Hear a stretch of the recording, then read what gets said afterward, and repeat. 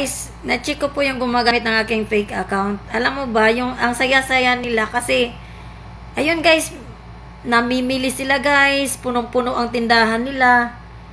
Alam mo ba yun guys, yung God, galing sa anyong pera nyo. Tapos nakita ko kasi doon, binabanggit niya din ang Team Hilas, nagpo-promote din talaga siya gamit yung kanyang account na yun. Bukod sa gumagamit siya ng fake na Koreanang Hilas, di ba, pinromote niya din yung sarili niya. Nandun, pinuntahan ko. Aba, tuwang-tuwa sila kasi punong-puno ang tindahan nila, guys. So, yun nga, no. So, congrats.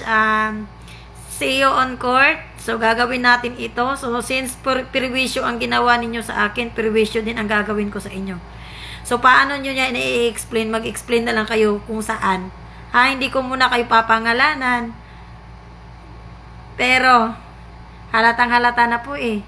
Punong-puno po ang inyong tindahan. So, swerte nyo naman. Good luck po sa inyong pinagpaguran.